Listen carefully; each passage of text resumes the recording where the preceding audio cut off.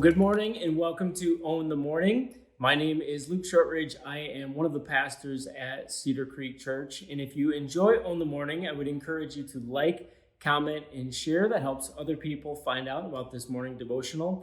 And every like, every comment, and every share matters. So currently today, I'm coming at you from my garage. That's right, the entire house. Everything belongs to my wife. But in here, this is kind of what I have left.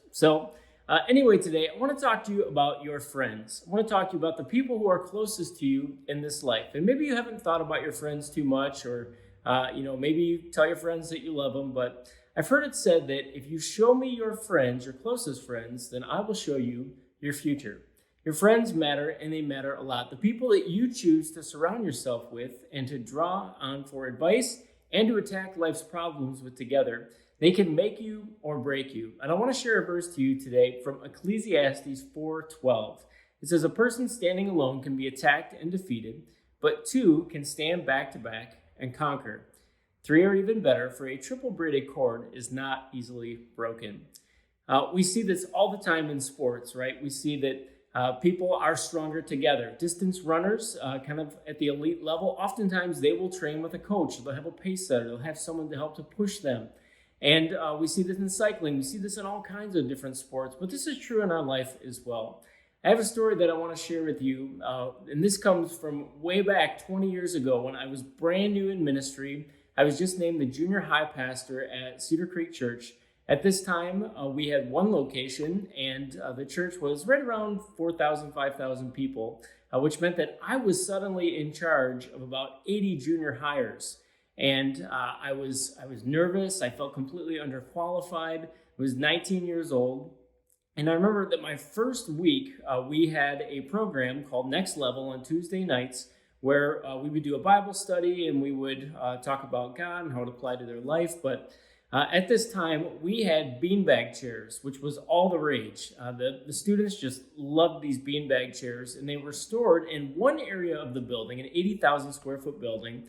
And the event that we were going to do was going to take place in the far other end of the building, also down a flight of stairs. So quite a bit of distance. So I had the task of getting 50 beanbags from one place to another. It doesn't sound too terrible, right? So it's my first week on the job, and I get there early. I think the event started at 7. I probably arrived around 1 or 2.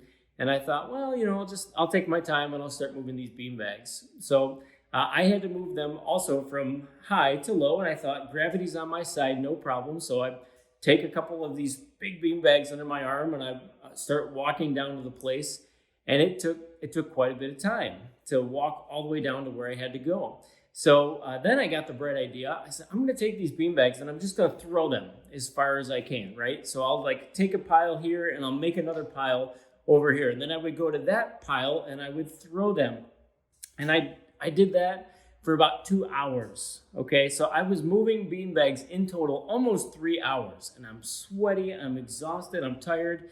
Students show up, I'm kind of cranky already. It was a massive undertaking, and I'm thinking, oh my gosh, I'm gonna be here until midnight when this thing ends, because now I've got to get these suckers up the flight of stairs, 2 flights of stairs, and I'm just thinking, I don't know how I'm gonna ever make it in ministry. So as the event was wrapping up, just kind of as an afterthought, I said, hey, everybody, and there's about 50 students. I said, we're going to put the bean bags away. If you could, and I started thinking, I said, I'm going to space you out through the building. And I was thinking about those piles that I had made. And I said, we're going to make it a game, right? This is going to be a game. It's going to be fun. We're going to see how fast we can get these bean bags from the place that we've been meeting all the way up to the other end of the building. So I spaced the students out. I pressed go. And if you believe it or not, we completed all of the beanbags in about 8 minutes. 8 minutes. And as weeks went on, I figured out I was onto something here. The students, they loved the game of putting the beanbags away, and we got it down even under 5 minutes over time. And then I started inviting them, hey, come a half an hour early, help me get set up. And I learned a principle in ministry that many hands do make light work, and that together with more, we are stronger than we are apart. And this is certainly true in life. When we think about our faith and we think about living out our faith, Christians are called to be pack animals. We're not called to be lone wolves. And I hear people today saying things like, it's just me and God. I read my Bible. I don't need a church. I don't need people. People are messy. And that is certainly true. If you hang out with God's sheep, they are stinky at times. They are noisy. And you're probably going to step in some poo every once in a while. That's the reality of it. But we actually can't grow in our faith without other people, without loving the church. Jesus said you'd be marked by your love for others. That's how people will know that you are a follower of me. So again, I asked you to think about your friends. Who are those people that you let into your inner circle? If you think about Jesus, Jesus had hundreds of people that followed him from town to town. He had 12 that he really poured into, but he had 3 that were an inner circle. You don't have to give of yourself and of your time equally to your friends. You actually get to choose. You actually get to decide who is it that is in your inner circle. So if you haven't thought about this too much, here's what I want you to do. I want you to just list out maybe who are your top 5 closest friends and advisors. Who are the people that you draw on for strength and for wisdom in your life?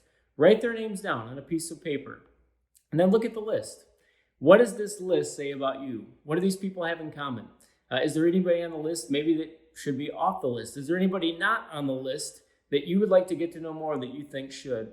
Your friends should push you forward in faith, and you should be challenging them as well. Also then, I want you to think about having an attitude of gratitude. I want you to think about those people in your life that you have already relied on as a source of strength. And I want you to make it a point to write them a card, send them an email, send them a text, just tell them thanks. Thanks for being a source of strength in your life, because together we can accomplish a lot more than we can alone. I hope this has been fun for you, and I hope you will join us tomorrow as we own the morning. Thanks for watching Own the Morning. We hope that this study of the Word of God helps you to live for the glory of God. Would you take a second and help us spread the impact of Own the Morning? Make sure to like the page on Facebook, share your favorite teachings, and invite your friends to like the page as well. Thank you.